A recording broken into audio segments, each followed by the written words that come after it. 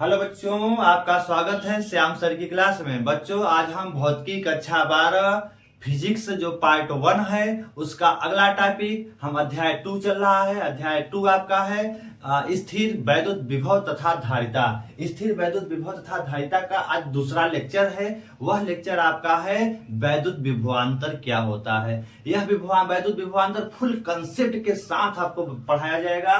आप इसको एकदम पूरी तरह से कंसंट्रेट बना करके अच्छे से इस वीडियो को देखेंगे तो बहुत इंटरेस्टेड टॉपिक होने वाला है और आपका इसका पूरा डिटेल आपको बताया जाएगा। इसीलिए आप बिना देर किए हुए इस टॉपिक का अध्ययन अच्छे से करें और अपने इस चैनल श्याम सर की क्लास को ज्यादा से ज्यादा शेयर कर दे बच्चों के पास, जिससे सभी बच्चे जुड़ जाएं और सभी बच्चे ध्यानपूर्वक पढ़ें इसको।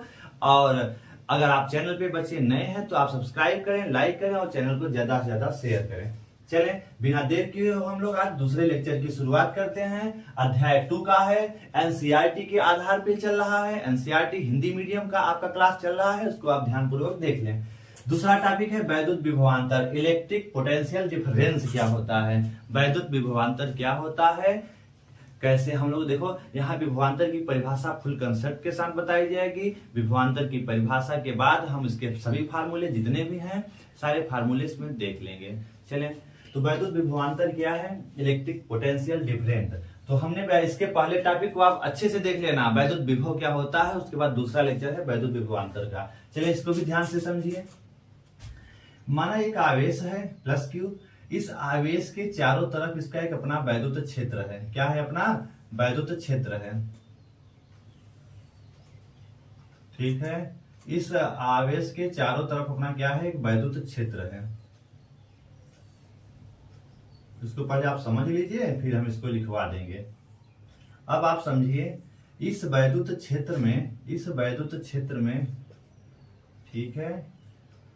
अब आपने एक चीज देखा था, ठीक है, कि अगर मान लो ए है इसका वैद्युत क्षेत्र, इसके हम बाउंड्री बना देते हैं थोड़ा सा आपको समझने के लिए। ठीक है, अब यहाँ अनंत है, अनंत से एक धन परीक्षण आवेश Q0 है।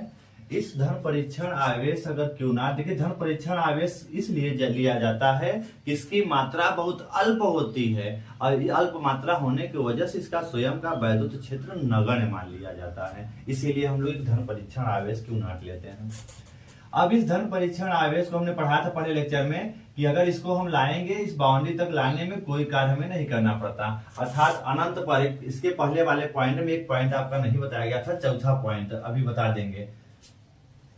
देखिए जब अनंत से लाए तो इस बाउंड्री तक लाने में हमें कोई कार्य करना नहीं पड़ा, लेकिन जैसे ही हमने कहा था इसको हम अगर इसमें स्थित किसी बिंदु, मान लिया एक पॉइंट हमने बी मान लिया, दूसरा पॉइंट हमने ए मान लिया। ठीक है, अब इस आवेश प्लस Q0 आवेश को जब हम इस वैद्युत क्षेत्र के बाउंड्री पर यहाँ पर लाएंगे, अब जैसे ही बाउंड्री के अंदर यह आवेश प्रवेश करेगा, यह वैद्युत क्षेत्र क्या करेगा, इस पर बल लगाएगा, इसको मना करेगा कि तुम मत आओ। ठीक है, अब होगा क्या, अब यह मना करेगा तो कहेगा तुम मत आओ, लेकिन अगर इसको इस बिंदु ए तक आना है तो बाह्यकर्ता के द्वारा यहाँ पर वैद्युत क्षेत्र के विरुद्ध क्या करना पड़ेगा, कार्य करना पड़ेगा।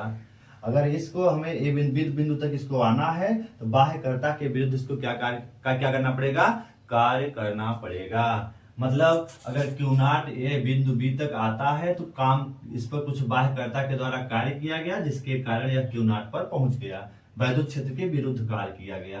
ठीक है, अब फिर अगर बी से ए तक जाता है, चूंकि अब आप ध्यान से समझो, ये आवेश है, आवेश के समीप बिंदु ए है, आवेश से थोड़ा सा दूर बिंदु क्या है, बी है। तो आपको इसके पहले इस चैप्टर में बताया गया था, आवेश के जो जितना समीप होता है उस पर वैद्युत क्षेत्र क्या होता है, प्रबल होता है और उस पर प्रबल वैद्युत बल भी लगेगा। और बी बिंदु पर वैद्युत क्षेत्र क्या है, दुर्बल है, तो उस पर वैद्युत बल क्या होगा, वैद्युत क्षेत्र दुर्बल है, इसलिए वैद्युत बल भी क्या लगेगा, इसकी तुलना में इस पर कम लगेगा। अब आप सोचिए अगर Q0 आवेश को बी बिंदु तक लाना था तो हमें थोड़ा सा काम कम करना पड़ा, लेकिन अब बी से अगर हमें ए तक लाना है, अब इसके द्वारा यहाँ पर बल प्रबल है, अब हमें और थोड़ा मेहनत करना पड़ेगा। मतलब जितना हम बी तक आने में काम नहीं किए थे, अब बी से ए तक आने में हमें थोड़ा सा और काम करना पड़ेगा। मतलब अगर हम अब यहाँ पर आना चाहते हैं तब हमें पहले से थोड़ा ज्यादा काम करना पड़ेगा। क्यों? क्योंकि यहाँ पर वैद्युत बल का मान क्या है, प्रबल है। क्यों? क्योंकि आवेश के समीप है। तो हमें अब बी से ए तक आने में भी कुछ काम करना पड़ेगा। ठीक है, तो बिंदु अब देखिए, जब हम यहाँ इस बाउंड्री से बी बिंदु तक आए हैं तो यहाँ तक आने में हमें काम करना पड़ा, और जो एक अगर इसका मान एकांक है तो आने में जो कार्य करना पड़ा वही एकांक आवेश को इस बाउंड्री के अंदर बी तक लाने में जो कार्य करना पड़ा वही इस बिंदु का क्या कहलाएगा, वैद्युत विभव कहलाएगा। मान लिया बी बिंदु पर वैद्युत विभव क्या है, वीबी है। अब यहां से यहां तक आने में हमने काम किया तो उसका विभव क्या हो गया, वीबी हो गया। फिर क्या होगा, बी से चलकर कर अगर हमें ए तक आना है, इस आवेश को लेकर के ए तक आना है, अब यहाँ पे वैद्युत बल और प्रबल है। अब हमें बाह्यकर्ता के द्वारा इस Q0 आवेश को ए तक लाने में और काम करना पड़ेगा। जब और कार्य करना पड़ेगा तब ए तक पहुंचते पहुंचते हमारा कार्य थोड़ा सा बढ़ जाएगा। अब यहाँ पर विभव अपना दूसरा होगा। अब इस बिंदु पर तब बी से ए तक आने में जो कार्य करना पड़ा, एकांक आवेश को लाने में जो कार्य करना पड़ा वही इस बिंदु का क्या हो जाएगा, विभव हो जाएगा। तो ए बिंदु पर आने में जो विभव है वीए, ए बिंदु का विभव मान लिया क्या है, वीए है। क्यों, क्योंकि बी तक आने में कार्य थोड़ा सा कम करना पड़ा, लेकिन बी से ए तक आने में थोड़ा कार्य ज्यादा करना पड़ा। तो जो हम एकांक आवेश को लाने में जो काम करे वही ए बिंदु का वैद्युत विभव। तो मान लिया ए बिंदु का वैद्युत विभव वीए है, बी बिंदु का वैद्युत विभव क्या होगा, वीबी। लेकिन आपको याद होना चाहिए कि वीए पर लाने में ज्यादा कार्य करना पड़ा था वीबी की तुलना में, मतलब यहाँ लाने में काम ज्यादा करना पड़ा। काम क्या हुआ, ज्यादा हुआ था। ठीक है, और इसकी तुलना में यहाँ पर काम क्या होता है, कम करना पड़ता है। इसीलिए हम लोग कह सकते हैं कि वीए का मान ज्यादा होगा किसकी तुलना में, वीबी की तुलना में। तो वीए ग्रेटर देन क्या होगा, वीबी होगा। मतलब वीए पर विभव ज्यादा होगा, वीबी पर विभव क्या होगा, कम होगा। क्यों, क्योंकि वीए तक आने में, ए बिंदु तक आने में कार्य ज्यादा करना पड़ा, बी बिंदु तक आने में कार्य कम करना पड़ा। ठीक है, तब अब हम अर्थात आपको एक चीज पता चला, ए बिंदु पर विभव दूसरा है, बी बिंदु पर विभव दूसरा है। तो वैद्युत क्षेत्र में स्थित किन्हीं दो बिंदुओं के बीच विभव का अंतर जो होगा वही क्या कहलाता है, विभवांतर कहलाता है। एक छोटी सी इसकी परिभाषा है, वैद्युत क्षेत्र में स्थित किन्हीं दो बिंदुओं किसी एक बिंदु से दूसरे बिंदु तक किसी एकांक धन परीक्षण आवेश को ले जाने में जो कार्य करना पड़ता है, किस वैद्युत क्षेत्र में स्थित किन्हीं दो बिंदुओं के बीच किसी एक आवेश को, धन परीक्षण आवेश को एक बिंदु से दूसरे बिंदु तक ले जाने में जो कार्य करना पड़ेगा वही कार्य उस बिंदु का क्या कहलाता है, उन दो बिंदुओं के बीच का क्या कहलाता है, विभवांतर कहलाता है। तो आप परिभाषा अपने से बता सकते हैं। वैद्युत क्षेत्र में किन्हीं दो बिंदुओं के बीच किसी आवेश को, या वैद्युत क्षेत्र में किसी एकांक धन परीक्षण आवेश को किसी एक बिंदु से दूसरे बिंदु तक ले जाने में जो कार्य करना पड़ता है वही उस बिंदु का, उन बिंदुओं के बीच का क्या कहलाता है, वैद्युत विभवांतर कहलाता है। इस परिभाषा को आप नोट कर लेंगे। ठीक है,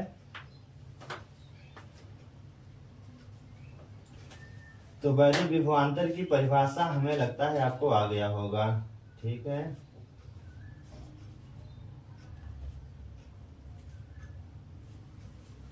तो एकांक धन परीक्षण आवेश को वैद्युत क्षेत्र के किसी एकांक धन परीक्षण आवेश को वैद्युत क्षेत्र के किसी एक बिंदु से दूसरे बिंदु तक ले जाने में, ठीक है, एक बिंदु से दूसरे बिंदु तक ले जाने में जो विभव का अंतर प्राप्त होता है वही उन दोनों बिंदुओं के बीच का क्या कहलाता है, विभवांतर कहलाता है। तो आप यहां लिख सकते हैं वैद्युत विभवांतर की परिभाषा। चले नोट कर लेते हैं।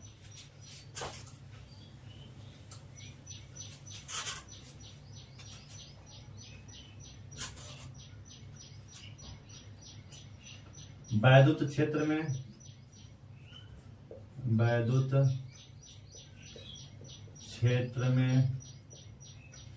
एकांक धन परीक्षण आवेश को एकांक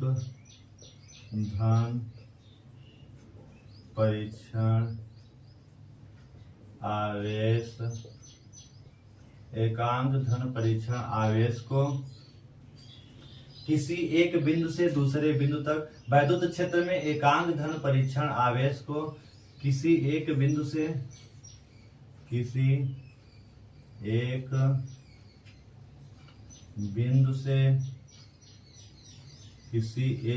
से दूसरे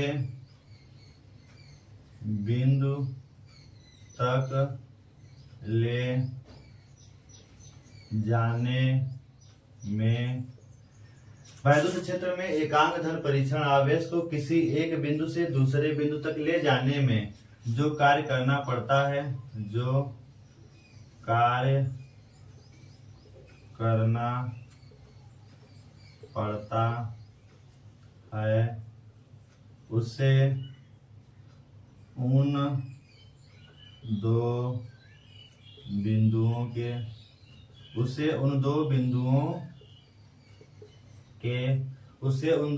के बीच का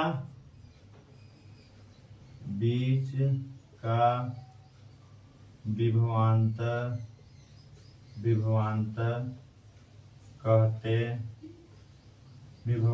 कहते हैं। अर्थात एक बिंदु से दूसरे बिंदु तक ले जाने में अगर किया गया कार्य W हो और एकांक धन परीक्षण आवेश Q0 हो, आपका विभवांतर अभी हम लोग देख लेते हैं। तो ये परिभाषा विभवांतर की आप लिख लेंगे।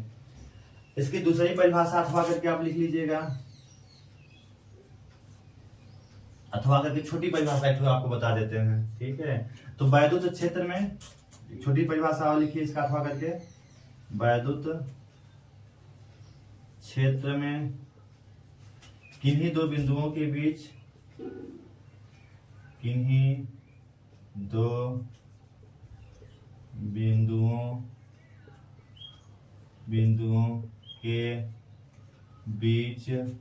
वैद्युत क्षेत्र में किन्हीं दो बिंदुओं के बीच वैद्युत क्षेत्र में स्थित यहाँ कर लीजिएगा। वैद्युत क्षेत्र में स्थित किन्हीं दो बिंदुओं के बीच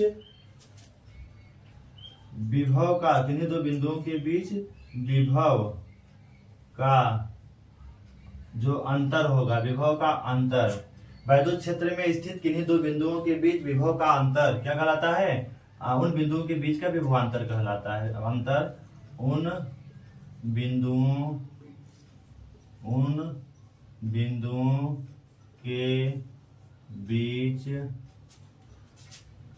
बिंदुओं के बीच का विभवांतर कहलाता है। विभवांतर कहलाता है।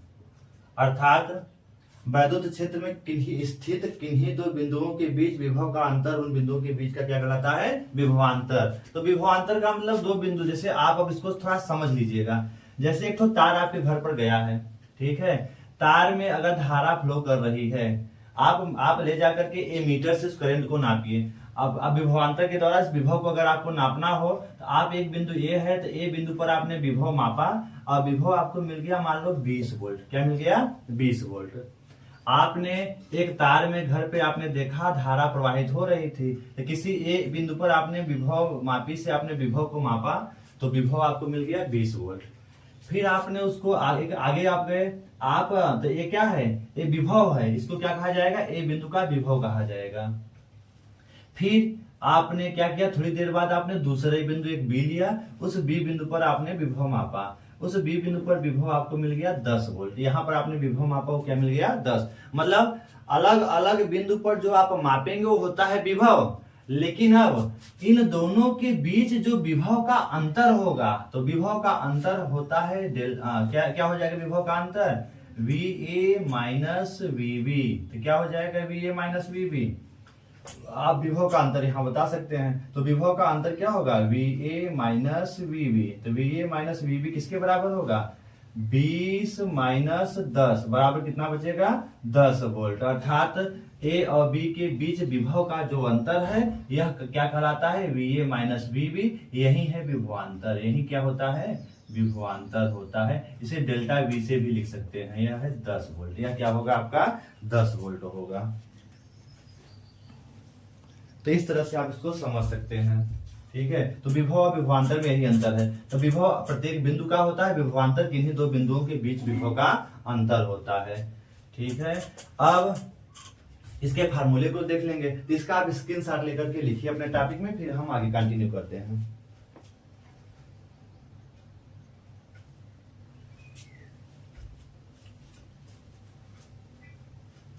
इसको आप स्क्रीनशॉट लेकर लिखिए। अब इसके फार्मूले को देखते हैं, चलें।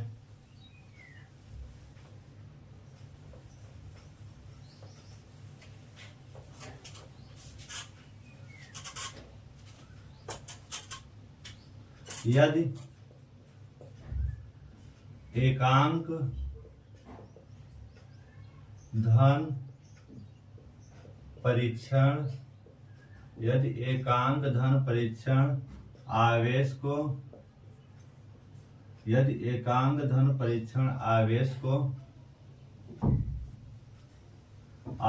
को वैद्युत क्षेत्र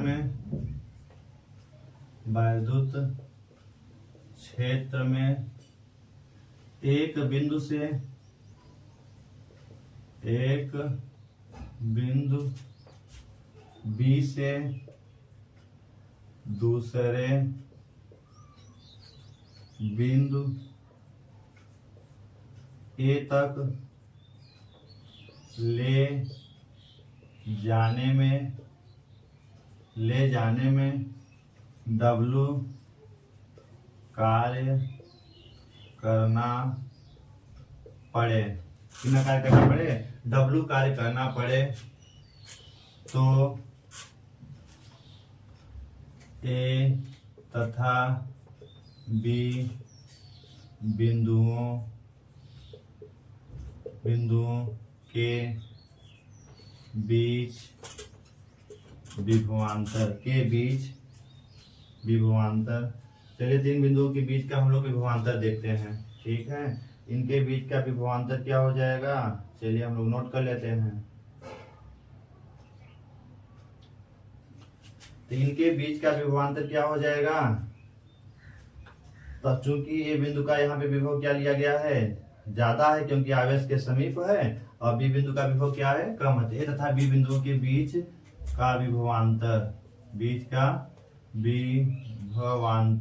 क्या हो जाएगा, V A minus V B, मतलब 2 बिंदुओं के बीच विभव का अंतर V A minus V B बराबर क्या है, डब्ल्यू अपान क्या हो जाएगा, क्यू नॉट हो जाएगा। यही है विभवांतर का फार्मूला, ठीक है। अगर यहाँ पे V A minus V B को हम मान लेते हैं डेल्टा वी, तो डेल्टा वी बराबर क्या हो जाएगा, डब्ल्यू अपान क्यू नॉट हो जाएगा। क्या हो जाएगा, डब्ल्यू अपान क्यू नॉट। तो ऐसे भी इसको हम लिख सकते हैं।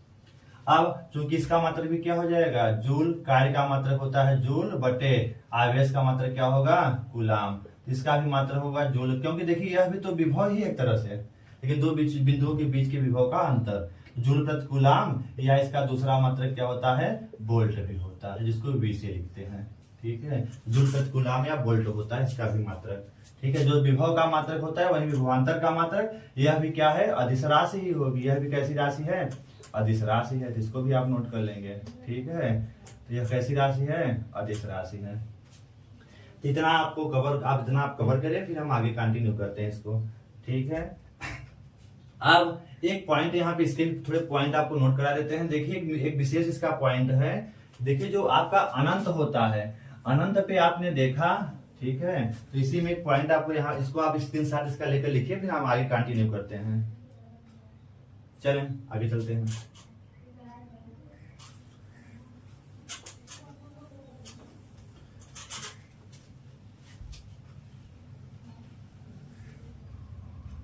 देखिए अब इसका भी एक नोट पॉइंट, आप बहुत इंपॉर्टेंट टॉपिक है, आप लिख लीजिएगा। देखिए अनंत पर जो है, अनंत पर वैद्युत विभव या विभवांतर, अनंत पर वैद्युत विभव क्या होता है, अनंत पर वैद्युत विभव क्या होता है, शून्य होता है, शून्य लिया जाता है, शून्य लिया जाता है, क्योंकि अनंत पर किसी के विरुद्ध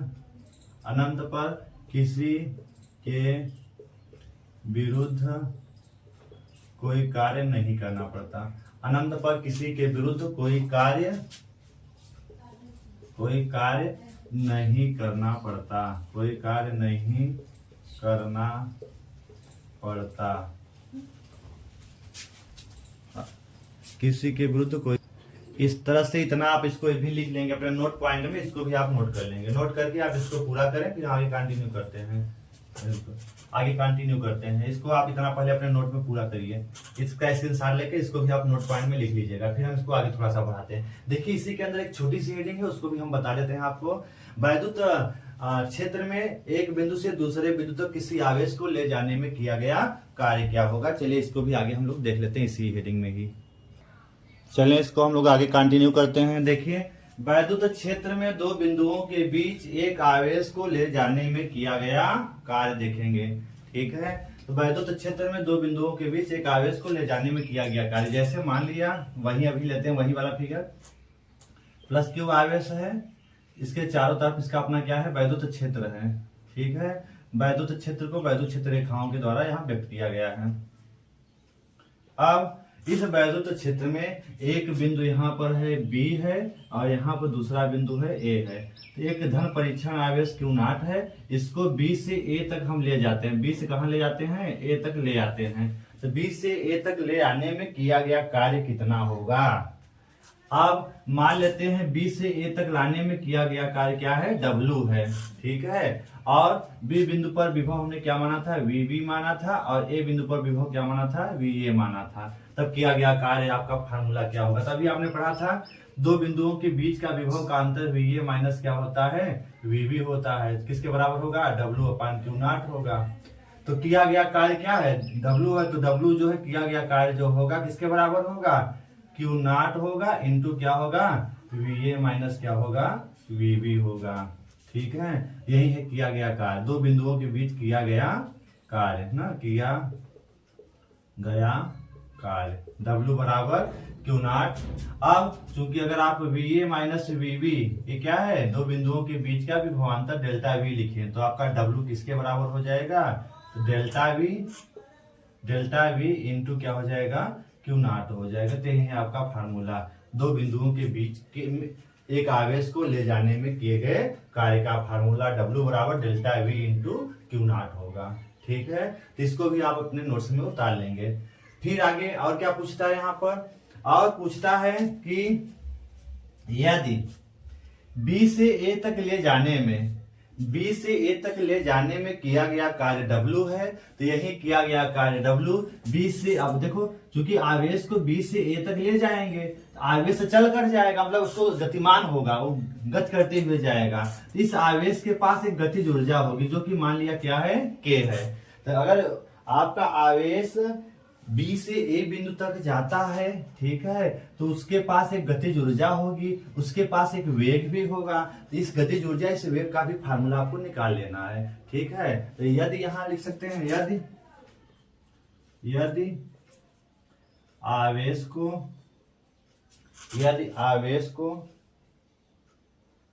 यदि आपका यहाँ पे अब एक काम करें, यदि आपका Q0 था, यदि कोई भी आवेश है तो कोई भी आवेश के लिए फार्मूला क्या हो जाएगा, आपका Q हो जाएगा। अगर मान लिया Q0 के स्थान पर Q आवेश है तो आपका W बराबर डेल्टा V इंटू क्या हो जाएगा, Q हो जाएगा। फिर यदि आवेश को बिंदु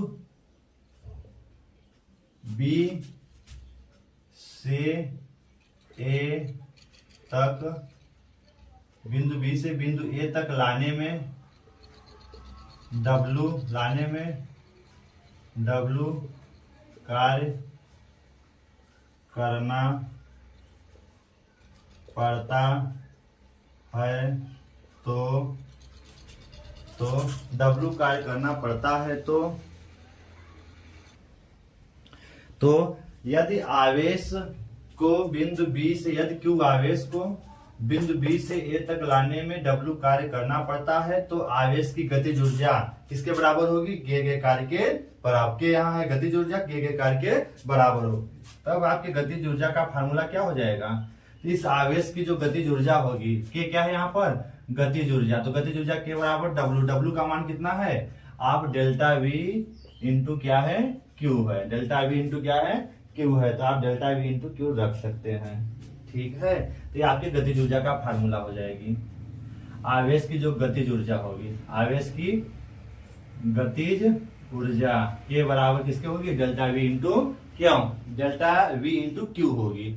और इसके बाद फिर पूछता है इसका वेग कितना होगा, किस वेग से चलेगा। तो आप चूंकि इसको आगे बढ़ा सकते हैं, इसको आगे इधर हम करते हैं, इसका भी स्क्रीनशॉट लेके अपने नोट्स में आप पूरा करिए। चलिए इसको आगे बढ़ा लेते हैं। देखो चूंकि आपको पता हो गया कि जो गतिज ऊर्जा के बराबर है वो किसके है, डेल्टा वी इंटू क्यू के, ये है आपकी गतिज ऊर्जा। ठीक है, तो आपने पढ़ा है चूंकि गतिज ऊर्जा के बराबर होती है हाफ mv², तब आप के स्थान पे रख सकते हैं हाफ, के स्थान पे हाफ mv² बराबर क्या हो जाएगा, delta we into Q, delta we into Q. तो यहाँ पे ये डेल्टा वी क्या है, विभवांतर है। डेल्टा वी क्या है, यहाँ पर विभवांतर है, और यह जो वी है आपका क्या है, वेग है। इस वेग का अगर आपको मान निकालना है, वेग v² बराबर है कहाँ, दो नीचे है कहाँ जाएगा, ऊपर जाएगा, और यह ऊपर है कहाँ, 2q into delta V upon M, ऊपर है कहाँ आएगा, नीचे आएगा। तो यहाँ पे v का मान कितना हो जाएगा, अंडर रूट क्या हो जाएगा, 2q डेल्टा v अपान क्या हो जाएगा, m हो जाएगा। ठीक है, यम क्या है, आवेश जो बिंदु B से A तक जाता है उसका वेग है। ये किसका वेग है, आवेश का, कहां से जाता है, बिंदु B से A तक जाने में प्राप्त वेग, किसका, आवेश का। और यम क्या है, यम द्रव्यमान जो कण जाता है, m है जो कण जाता है, कण का द्रव्यमान है, कण का द्रव्यमान है, v उस कण का वेग है, कण का वेग है। ठीक है, v कण का वेग है, और डेल्टा v क्या है, यहाँ पे उन दोनों बिंदुओं के बीच का क्या है, विभवांतर है, और q आपका क्या है, आवेश है। ठीक है, और स्मॉल v क्या है, वेग है। ये भी फार्मूला आप नोट कर लेंगे, ये मोस्ट इंपॉर्टेंट फार्मूलों में आता है। तो वेग v मतलब इस बी बिंदु से ए बिंदु तक जाने में प्राप्त गतिज ऊर्जा, जब गति कर रहा है तो उसका वेग होना चाहिए, तो वेग कितना होगा, तो वेग इस फार्मूले से आप निकाल सकते हैं। मान लिया कोई कण हो सकता है, कोई कण बी से ए तक जाता है, आवेशित कण, कोई आवेशित कण बी से ए तक जाता है तो उसका किस वेग से जाएगा, तो वेग का फार्मूला ये होगा 2q डेल्टा वी अपान m। यदि कण का द्रव्यमान m है, कण पे चार्ज q है, और उसके बीच का दो बिंदुओं के बीच का विभवांतर डेल्टा v है, तो वेग आसानी से निकाला जा सकता है। तो ये वेग आप निकाल सकते हैं। इस तरह से आज आपका विभवांतर वाला टॉपिक पूरा हुआ। अब जाकर के विभवांतर का पूरा टॉपिक कवर हुआ, इसको भी आप अपने नोट्स में अच्छे से लिख लीजिए, इसका भी आप स्क्रीनशॉट लेकर लिखिए। तो इस तरह से बच्चों आज हमने दो टॉपिक, एक टॉपिक पढ़ा, इसके पहले हमने सेकेंड अध्याय का एनसीईआरटी बुक से चल रहा है, दूसरा अध्याय स्थिर वैद्युत विभव तथा धारिता के 2 लेक्चर हो गए। पहले लेक्चर में हमने डिटेल से सीखा वैद्युत विभव क्या होता है, दूसरे लेक्चर में हमने देखा क्या वैद्युत विभवांतर क्या होता है, पूरा डिटेल पूरे फार्मूले के साथ, फुल कंसेप्ट के साथ आपको मिला। ये टॉपिक बहुत इंटरेस्टेड होने वाले हैं, सभी इंटरेस्टेड टॉपिक आप अच्छे से देख करके अच्छे से अपने नोट्स में कवर करें, आपके बोर्ड एग्जाम के व्यू से बहुत इंपॉर्टेंट है, और आगे आपके कॉम्पिटिटिव एग्जामों में भी ये फार्मूले बहुत काम करने वाले हैं। इसको आप अच्छे से अपने नोट्स में कंप्लीट करें, पूरा करें। अगर आपको वीडियो अच्छा लगा है तो आप, लेकिन आप पहला वीडियो भी देखिएगा तब दूसरा देखिएगा, तब आपको इंटरेस्टेड होगा। और आप अगर ये वीडियो अच्छे लगते हैं तो आप इसको लाइक करें, सब्सक्राइब करें, शेयर करें श्याम सर की क्लास को, और अपने दोस्तों के पास जरूर शेयर करें। ठीक है, ज्यादा से ज्यादा इसको वीडियो को देखें, आप वीडियो को पूरा अंत तक देखा करें, आप बीच में स्किप कभी ना करें। ठीक है।